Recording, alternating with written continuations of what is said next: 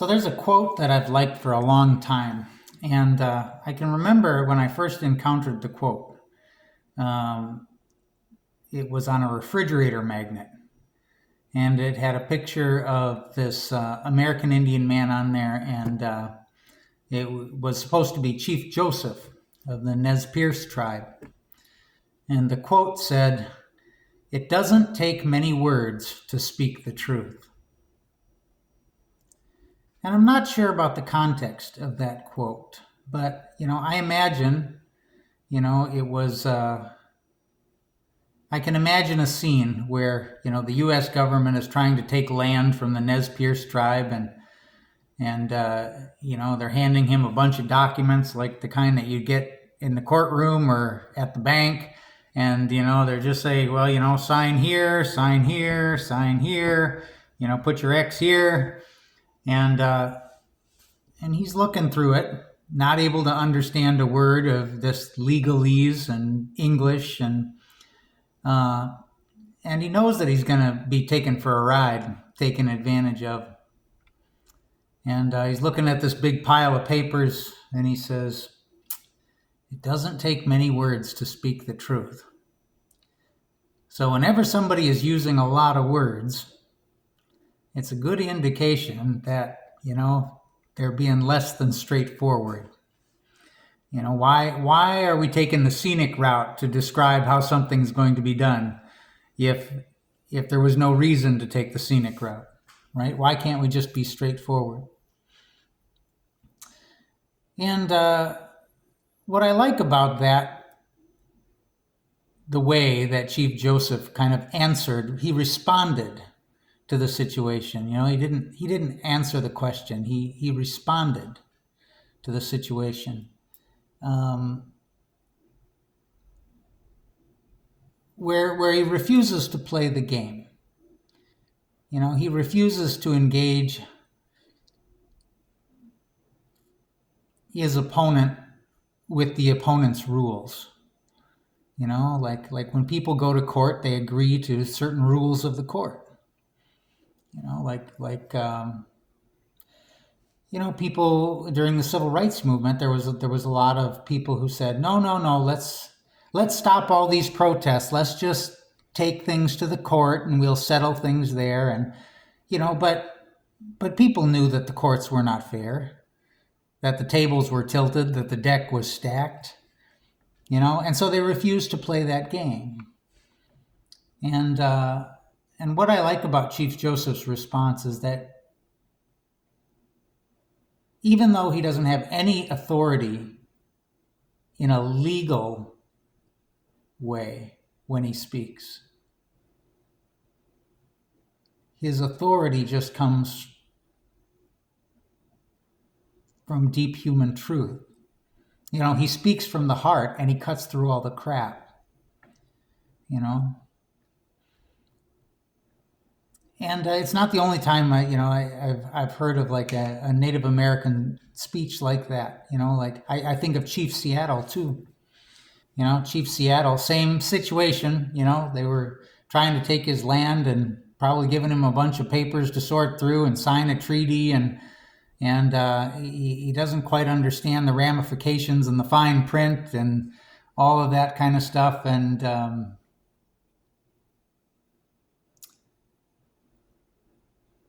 so he doesn't respond using their language. He responds from the heart, and he starts talking about, what will the white man do when the trees are cut down? What does he not understand that we are, we did not weave the web of life, but we are a strand in the web of life. And, whatever we do to the web, we do to ourselves. Doesn't play by their rules. And it kind of upsets the apple cart. That's why we remember the speech today. Or there was an example in Cuba with Che Guevara. There's a famous scene where all of these economists are gathered around talking, big words about the economy and using, economist language and very elitist and very you know not the kind of talk that a layperson could engage in with any kind of authority. And yet Che Guevara busts into this meeting and starts, giving his opinion on the matter. And they said, "Excuse me, are you an economist?" And Che Guevara says, "An economist? No, I'm a communist." And is able to cut through all the crap. Because sometimes it's just they're dressing things up in fancy language, and all they're dressing up is a lie. You can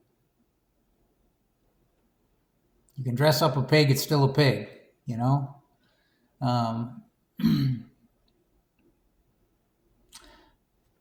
Those things come to mind today as I was thinking about the readings, because it's from the Gospel of John again. And, Jesus is speaking to a crowd, and he's creating quite a controversy. A big part of the crowd, everyone acknowledges that no one has ever talked this way before. He's not playing by the rules of the religious leaders. He's speaking from the heart about things that are true. He's speaking, he's somebody who is in deep contact with the source, and he is speaking from that. And when you speak from that place, people can recognize that truth. And people in the crowd are recognizing that truth. And they're recognizing that this truth is different than the truth that they've been told. And they say, this man is a prophet. This man is the Christ. But then there's people in the crowd that say, no. The Christ is supposed to come from Bethlehem, and this man is from Galilee. And I see the division in the crowd is a division between the mystics and the fundamentalists. Fundamentalism always serves the interests of the powers that be. They can make it into what they want. But mystics have always been dangerous, to the powers that be, because mystics don't recognize their authority. Their authority comes from the heart, comes from the deep truth that's within them, comes from the source. And when they speak from that, people listen. And that is what's dangerous to the powers that be. And so you see that in the gospel reading. So the crowd is divided between the mystics who recognize the power of Jesus' teaching, and the fundamentalists who say, no, he can't, we can't hear these truths because, he's not supposed to be this or that or the other thing. They're reading very literally into the scripture. And so he's arrested. Or no, I shouldn't say that. They complain about him to the authorities, and the authorities say, well, why didn't the guards bring him in? Why isn't he here? And they say, because we've never heard anybody speak like this. It's kind of disoriented us a little bit. We didn't know how to handle it. And the authorities, of course, who are fundamentalists and using fundamentalism as their means of control, say, have you too been deceived? Has he duped you? And so I think, when I think about the gospel today, what is the good news of today's gospel? And it's that, you don't have to be an expert in the ways of the world to have something to say that's true.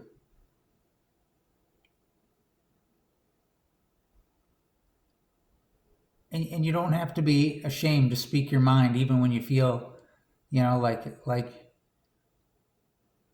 everybody around you knows more. They're the experts. what do you know?